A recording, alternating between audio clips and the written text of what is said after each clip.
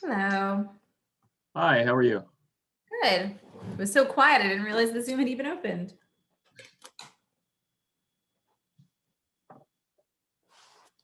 So I think you're stuck with me today. Okay. Um, Haley is going to be out. Um, so I've got the agenda posted. So we'll just run through it, as you feel comfortable. Okay. Sounds good. All right. We'll give folks a few minutes. We'll see if we've got maybe everyone's taking spring break today. I don't know.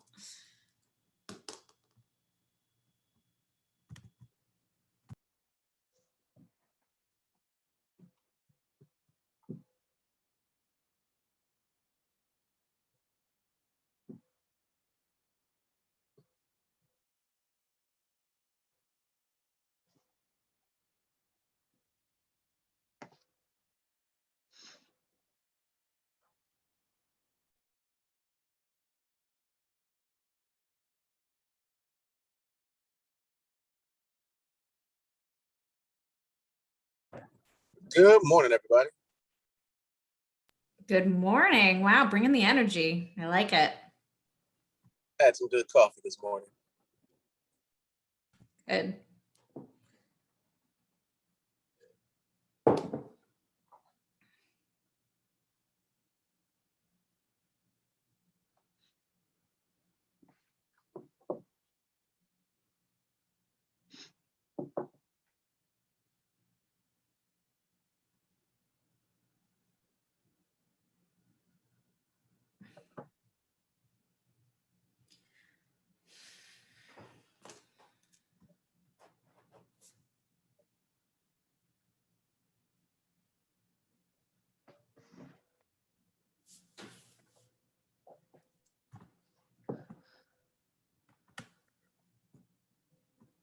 Okay, I'll just give a couple more minutes to see if we get anybody else. Maybe we'll be super quick and to the point today.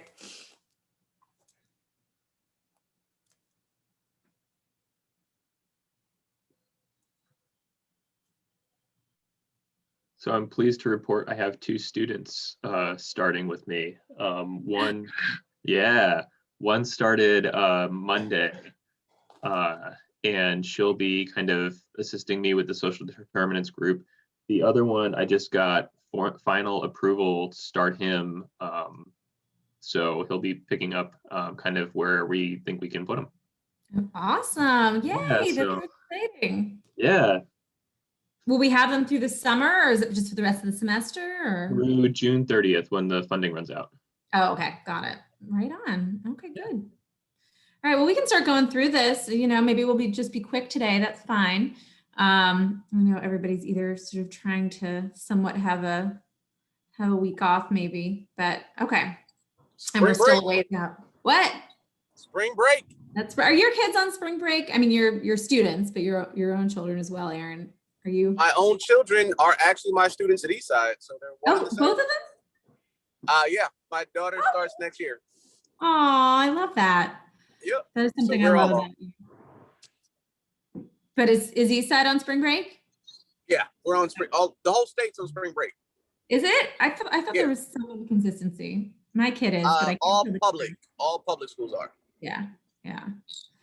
All right, cool. All right, so we are a few weeks out from our next meeting, but I do have a lot of folks lately asking about it, so that's good. So agenda. So the agenda so far, we'll have, of course, work groups tell us what they're up to. Legislative updates. I think that would be great to be able to have that. I guess we have to decide who's going to deliver that. I certainly could do that, or we could delegate that. I think it would be good maybe to have updates on the bills that obviously we discussed prior. So probably from my view, that would be the most appropriate legislative updates to have, just so people can know what their progress is. I think in particular with HB 100, since the last time, there's an amendment and stuff like that. So I think that'll be a nice update and let people know the impact of those conversations. Does anybody else have anything else you'd like in terms of a legislative update? any other bills that you think that we need to be bringing forth. Again, I also kind of am happy to defer to our work groups if the work groups are catching legislation that they're particularly invested and interested in. Aaron, I hear you coming off. Yeah, I'm driving right now, but Senate Bill 56 and House Bill 86 too. Yeah. Yeah. Senate Bill 56 cleared the Senate, but yeah, we'll just give those sort of like progress updates where they are in the process. So we'll want to have slides on those. And House Bill 86, I have to admit, I don't always know what the bill numbers are if they're not my bills. I'm amazed you to memorize them all. That's the one K3 Spec Ed, part of the settlement. As Oh well. yeah, of course. Yeah, those were the ones we touched on those, right? We endorsed all of those. Yeah. So yes, we will update on where those stand. And all right, that sounds good. Testimonial video. Is there a particular one that we want to show, or? I think the group gets to decide that. Okay. Maybe we want to show like a sample, just to kind of get a sense of what's out there. Okay. But yeah, I think that's And up remind for. people Yeah. that that's something that we can do. And I know, Jason, you still need me and Matt to do something, don't you? Yeah. Maybe we should tentatively say like. Do you have like a break in sessions coming up? Right now. Oh, great. Yes, and next week. But our first week back shouldn't be too crazy either. So I mean, if we think we want to set a time to film that, and maybe we can present that and remind people that like, now's the time for us to really be pushing on our budget asks. I think that would be great. So maybe Matt and I can pull it together and we can set a goal of having something to present at that meeting. I'll send you an email. Great. Cool. And they've been looking really good. I've been really happy with them being uploaded directly to Facebook. I think that's been really nice. I see we have Shanae Darby listening in this morning, and I shared hers, and I think it looks really great. And got us some good traction too. So we'll just keep doing that. And then, yes, we did have a meeting with Education Trust last week just to talk about some different resources that they have and things that they thought might be of interest to the consortium. And they said that if we thought it would be helpful, they'd be happy to walk through some of those resources for a few minutes during the meeting. So if we don't have anything else that we think is going to take up time, I think that would be really nice just to sort of openly connect with them and let people hear from them and give sort of the national context, what they're pulling together. So we did invite them to pencil us in. Does anybody have any concerns about having Education Trust join us? Okay, good. Nope. So I think that's, I mean, that'll take up our 2 hours, I would think, or an hour and a half. And so I think that's a pretty good, and substantive, I hope, in terms of what kind of updates we have from the 3 active groups. So hopefully everyone's ready to share. And on that note, we will move into our work group updates. It looks like we just have our settlement chairs here to talk about that. But so Chuck and Aaron, what's new with you guys? So the planning meeting last week that all of us were on, the decision was to act quicker with the ombudsperson group. So we were able to we had a meeting, able to collaborate with many different groups, and presented that to Secretary Bunting, other members of DOE, OMB, and Saran Cade, as well as John Sheehan from the governor's office. So we shared our weights for the RFP, as well as the framework that we had looked at. And one push is that one person from the Reading Commission be on the consortium, be on the RFP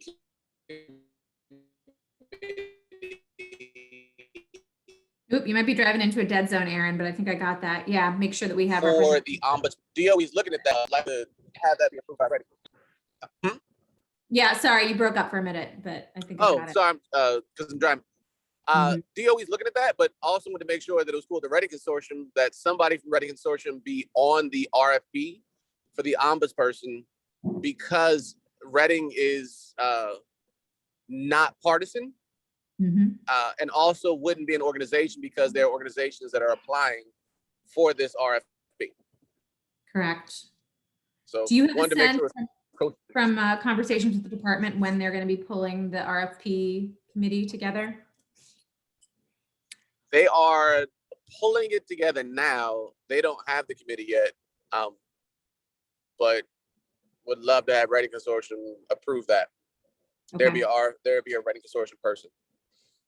Okay, that sounds good. And would you propose that be you or Chuck, since we want to have that strong connection to the settlement committee or working group? I'll leave that to the consortium, Okay, but that's fine. sounds good. All right, Matt and I will discuss. Anything else from settlement? We're working on the equity statement and ombudsperson. Our next meeting is on Monday. The equity statement, our concern is that it's a lot of nothing Mm-hmm. because there's zero accountability attached to it. Mm-hmm. So that's the one piece that we'll be discussing this Monday. It's great to have an equity statement. It's even better if you can ensure that there's equity in the capital for each district. So all of your suburban schools should not be doing $100 million more in capital simply because they have these equity statements. Okay. So do you guys have a proposal for how we can, like have clear data and accountability on that? Not yet. So we'll be discussing that on 4/12. I think the outcome would be we need another entity to approve it. DOE can't do it. And we discussed with Secretary Bunting as well, because they don't have any say over what districts do as far as their funding. Right. Okay. So an external body, a legislative body, or something to be a watchdog would be important, because I don't see real equitable change happening if we're relying on equity statements, but not relying on accountability as well. Okay.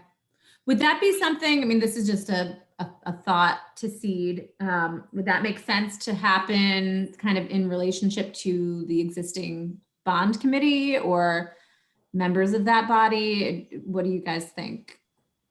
I think, this is Chuck, I think so, because the CNs are typically due in August. So we have the rest of this half of the session, to get to June. And I think that, we could have something in the bond bill that requires transparency. I think a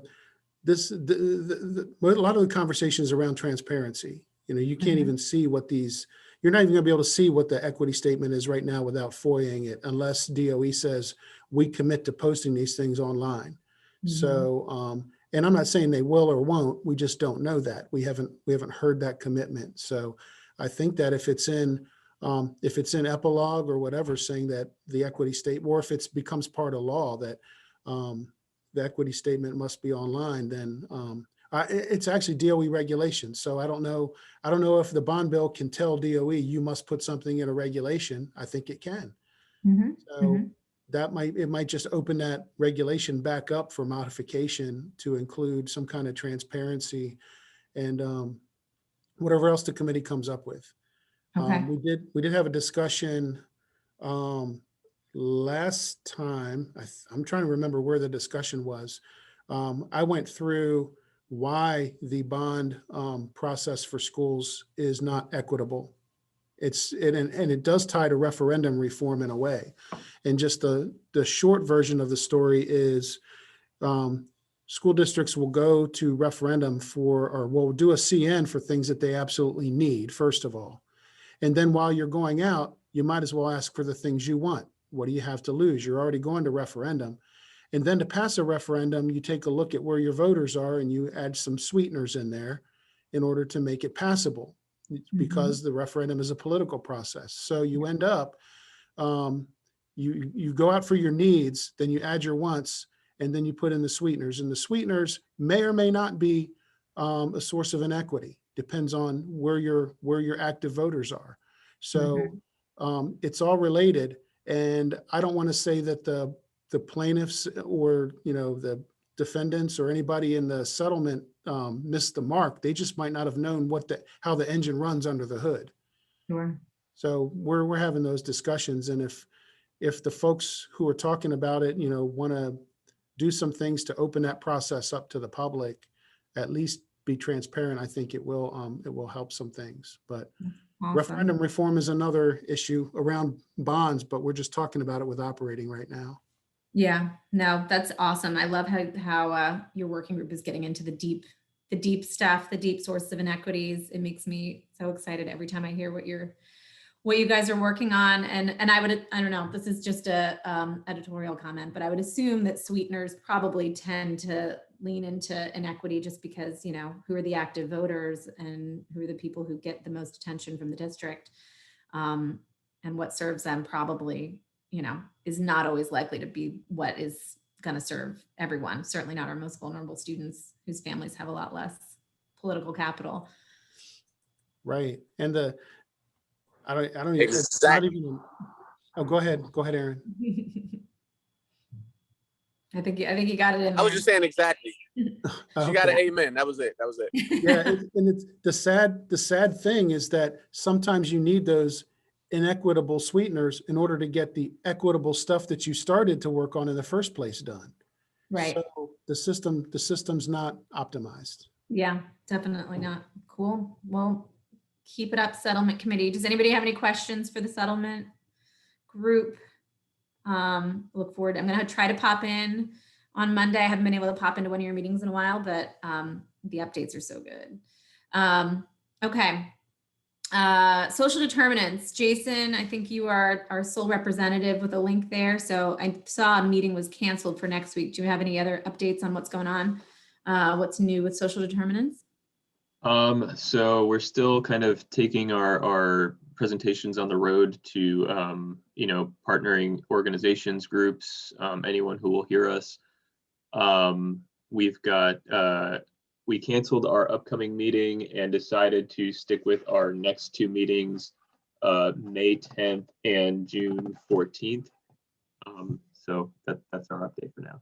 Okay. In terms of, so there won't be another meeting of that group before our broad meeting. So I guess maybe they'll just be talking about the road show, so to speak. I think so. Matt, does that sound right? I see he's on. Yes, that is correct. Okay. And I think that part of that roadshow is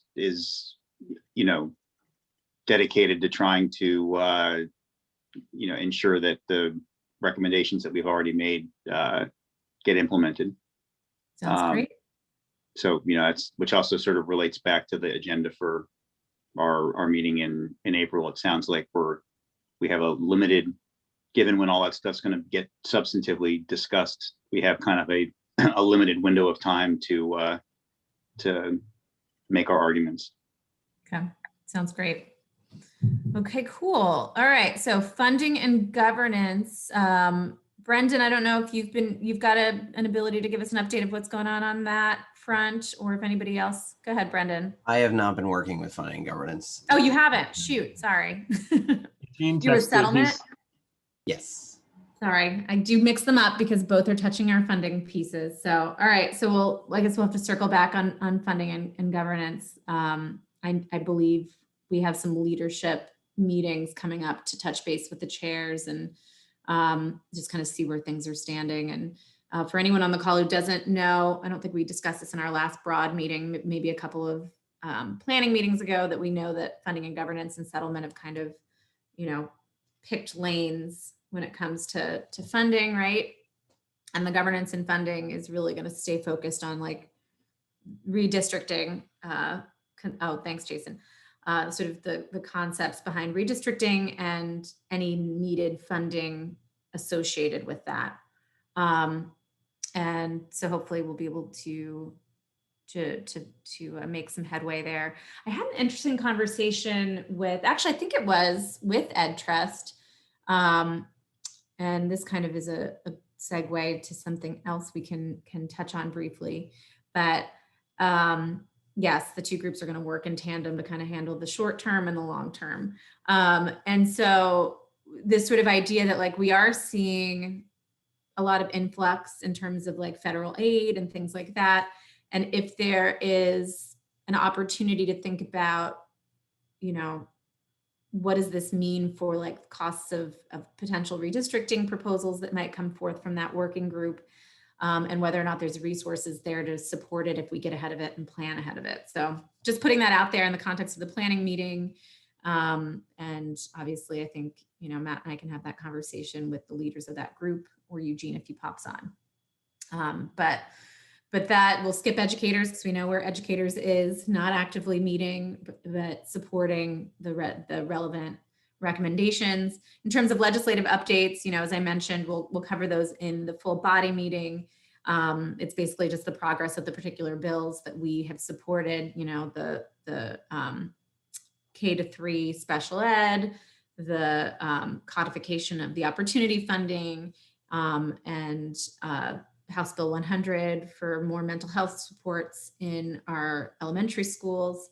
And then I think other than that, I consider it a legislative update. You know, of course, the budget process continues. And I think an important thing just to be aware of is that, you know, we are increasingly aware of the massive amount of aid that's coming from the federal government to, you know, the state and local governments and school districts as a form of local government.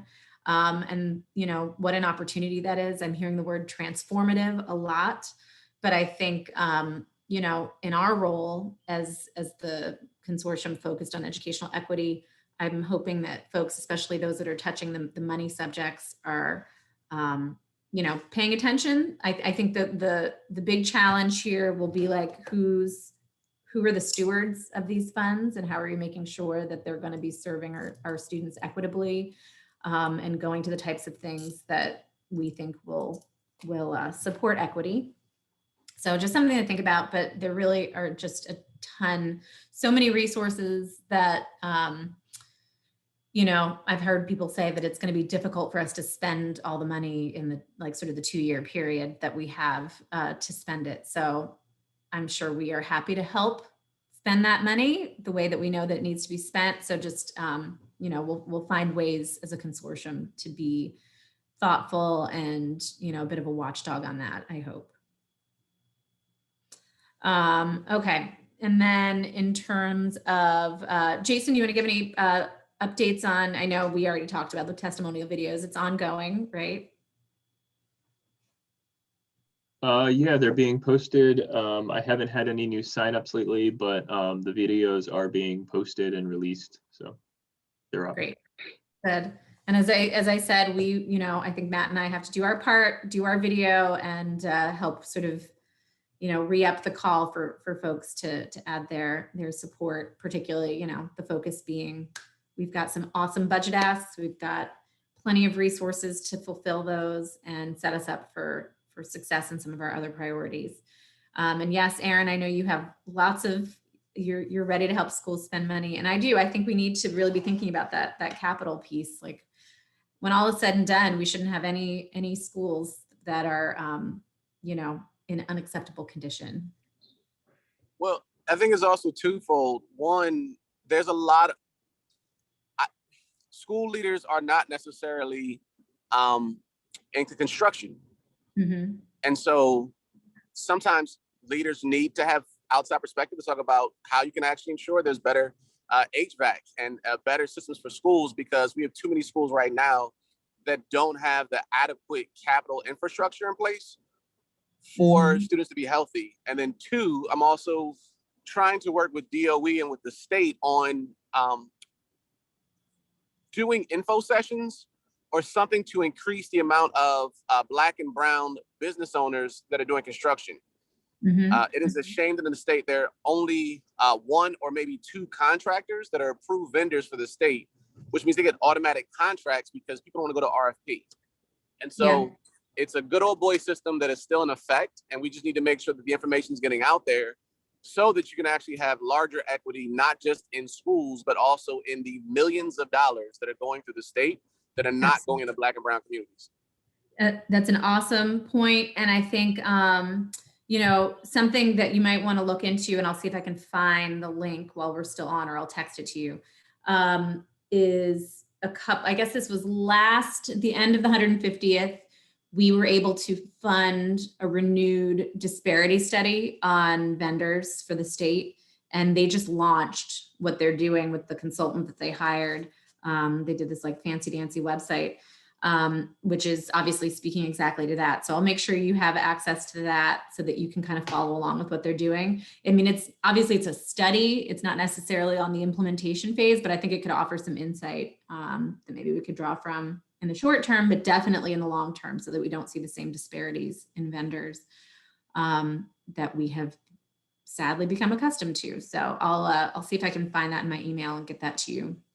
You can share it with the working group or whoever else you want to.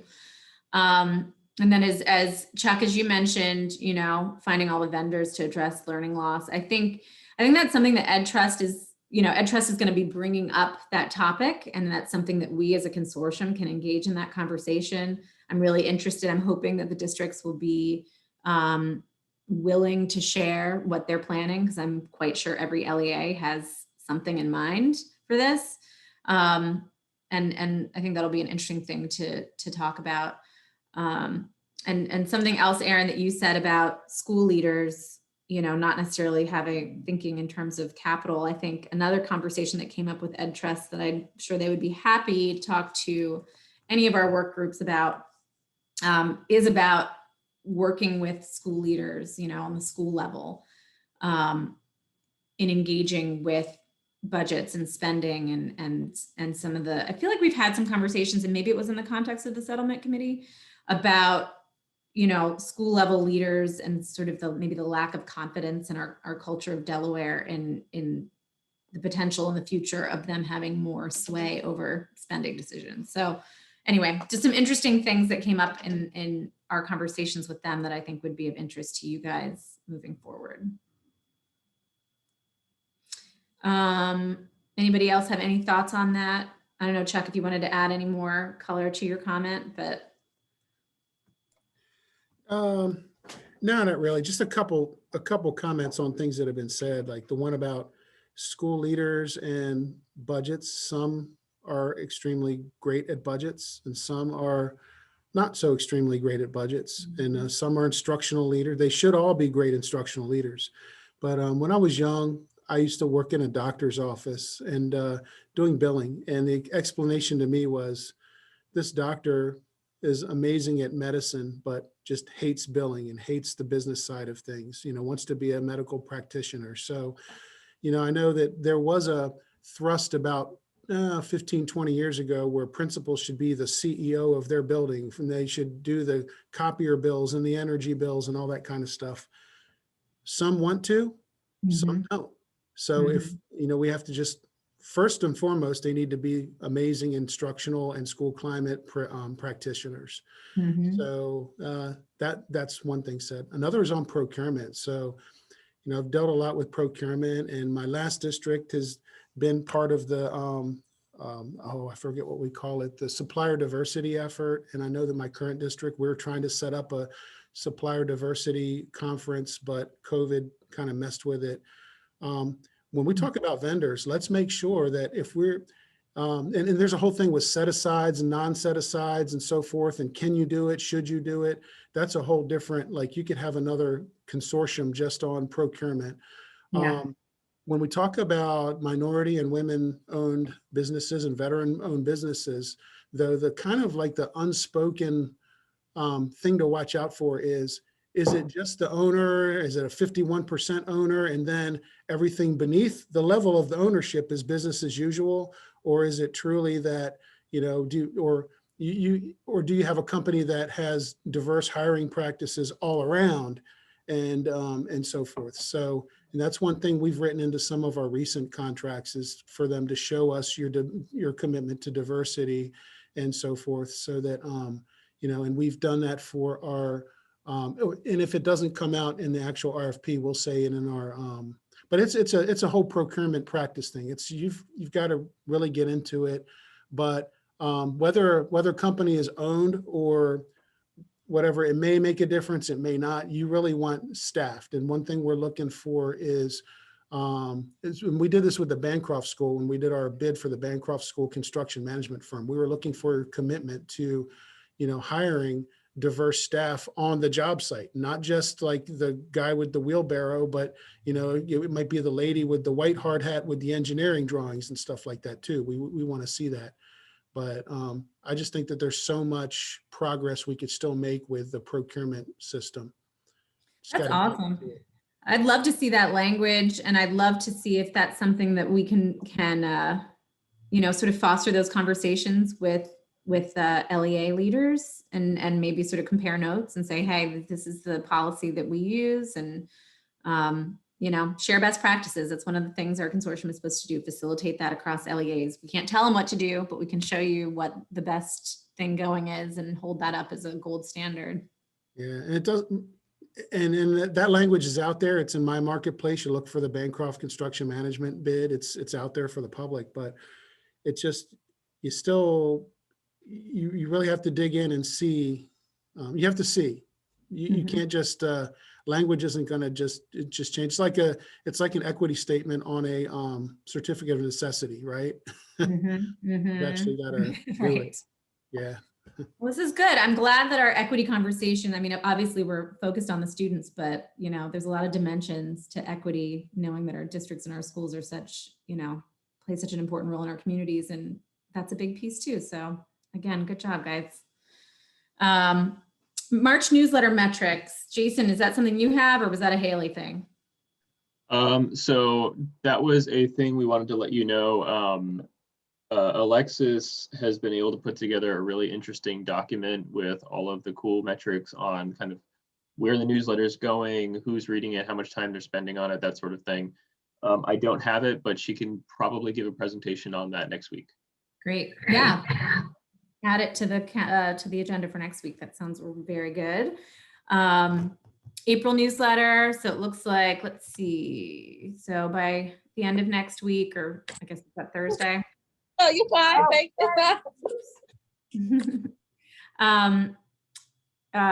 Alexis will need any community news. We did get good feedback on having sort of like affiliated news from organizations that our members and our allies are working on.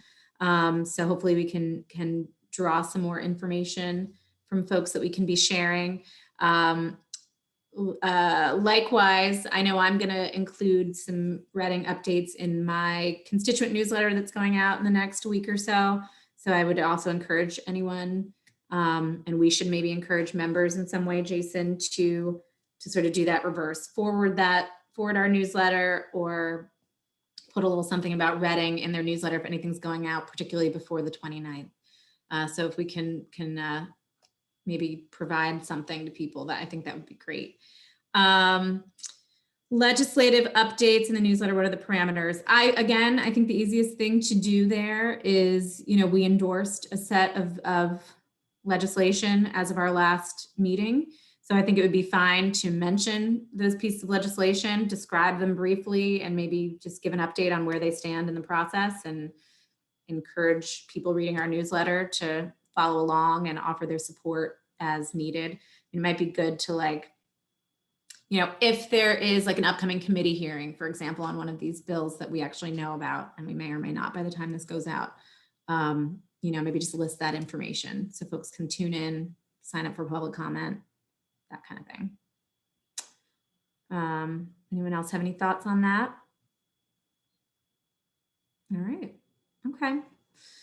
Well, good. I think we're in good shape. Things are chugging along. I know we have Councilwoman Darby and we have Thea. Hi, Thea, hanging out today. So if either of you wants to offer any thoughts or resources or anything, now's the time at the end of the meeting where we open it up and give you a couple minutes to do so. But I'll just give you a second to decide if you want to. But if not, that's totally okay. I have nothing to add. I just want to say hello, all. Hi, great to see you. Likewise, and happy Friday. Hopefully you guys get to enjoy the good weather. Yes, you too. And Councilwoman, if you do, I think you're staying on mute, so. Oh, hey. No, I don't have it. Hey, I don't have anything. I'm just listening in and trying to get caught up on like just the conversation around education in the state and specifically Wilmington. So I'm just here to listen. So I don't have anything to add yet. Sounds good. Well, you've already Or added a anyone. lot, and we're happy to have you. And please join us on all of our Fridays if you're free. All right, cool. All right, so I think we're good, everybody. So enjoy. It's kind of cloudy now. Hopefully the weather will get better.